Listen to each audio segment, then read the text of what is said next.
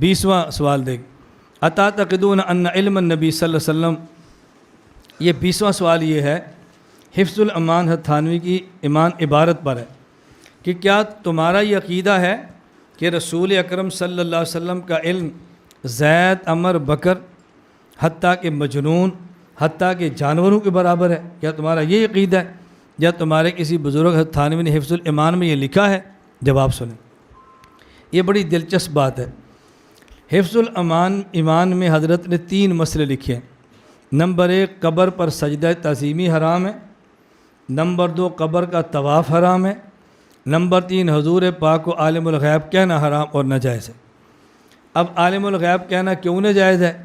فرمایا غیب اسے کہتے ہیں کہ معلم یقم علیہ دلیل ولم یکن الی درکہ وسیلۃ و دلیل، کہ سبیل، غیب اسے کہتے ہیں کہ جس پر کوئی دلیل نہ ہو اور اس تک پہنچنے کی کوئی صورت نہ ہو۔ جب آپ اس تک پہنچ گئے اب وہ غیب نہ رہا بلکہ وہ حاضر ہو گیا، وہ تو شاہد ہو گیا، مشہود ہو گیا، وہ تھوڑا غیب رہا۔ غیب اسے کہتے ہیں اللہ کی ذات کے علوم جس تک بندہ نہیں پہنچ سکتا، بندہ نہیں جا سکتا، وہ سارے غیب ہیں۔ اس لیے اللہ کی ذات عالم الغیب ہے کہ ان کے ایسے علوم ہیں جن تک وہ بندہ نہیں پہنچ سکتا۔ اور یہ لفظ اللہ کے نبی پر آپ استعمال نہ کریں کہ حضور عالم الغیب ہے، کیوں؟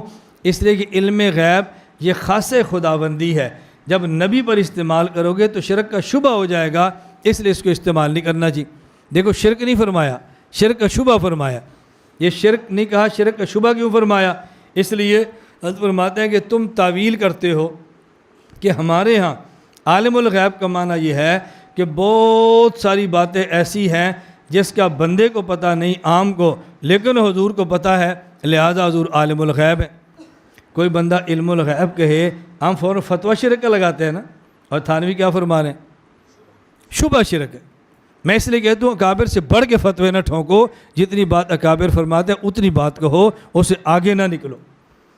مجھے پرسوں ایک ساتھی نے پشاور سے فون کیا، 2-4 فقہ کی عبارتیں اس نے پڑھی، فلاں فلاں نے لکھا ہے کہ جو اللہ کے علاوہ کسی اور علم الغیب کا قائل و مشرک ہے، اور علامہ محدث کشمیری فرماتے ہیں بریلوی مشرک نہیں ہے، تو پھر علامہ کی عبارتوں ان کے خلاف ہو گئی۔ وہ سمجھتا ہے کہ میں نے 4 فقہ کی زبانی عبارتیں پڑھ دی ہیں نا، یہ مجھ سے متاثر ہوگا کہ بہت بڑا مولوی ہے، اس کو بڑے حوالے آتے ہیں۔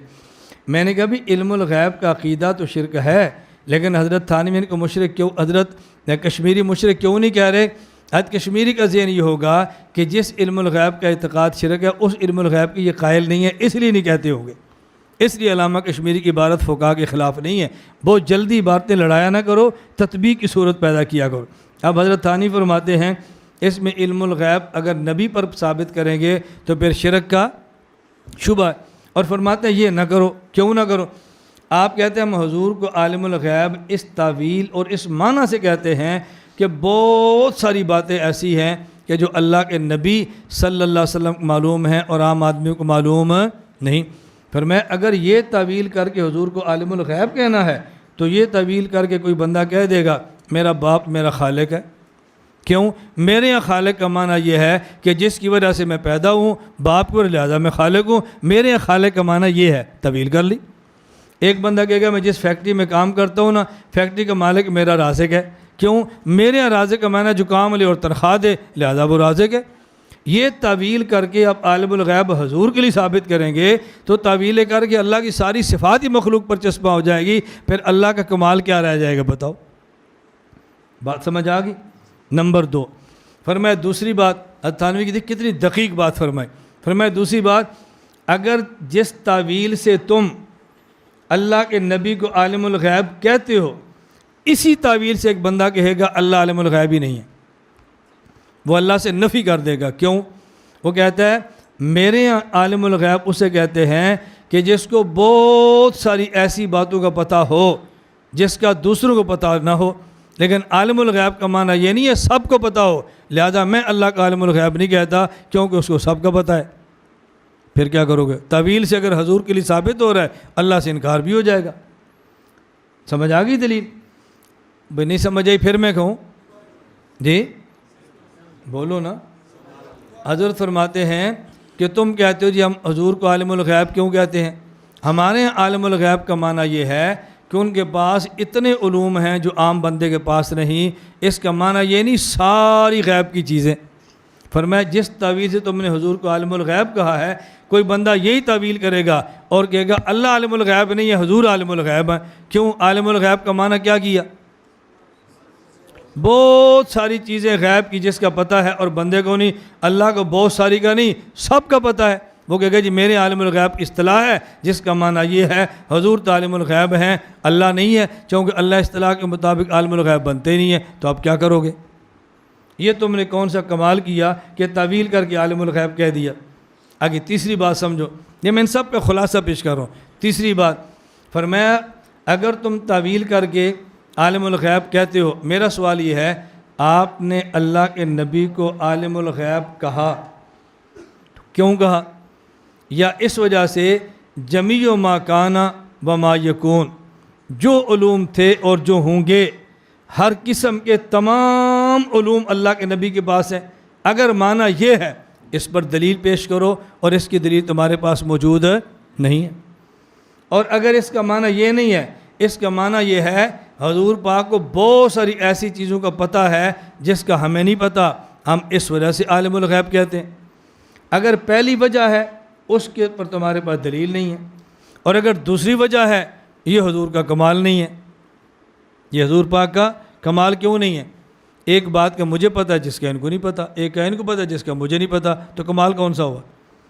یعنی اللہ کے نبی صلی اللہ علیہ وسلم کو بعض ایسی باتوں کو پتہ ہے جس کا ہمیں نہیں پتہ. کئی حضور کا کمال کون سا ہے؟ ایک بات کا زید کو پتہ ہے، بکر کو نہیں پتہ، بکر کو پتہ ہے، زید کو نہیں پتہ. حتیٰ کہ ایک بات کا ایک پاگل کو پتہ ہوتا ہے اور عقل مند کو پتہ نہیں ہوتا. یہ کون سا کمال ہے؟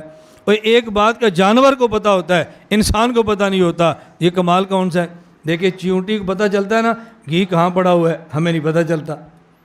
ہدہد زمین پر ہو پتہ چلتا ہے یہاں پانی ہے کہ نہیں، ہمیں پتہ نہیں چلتا.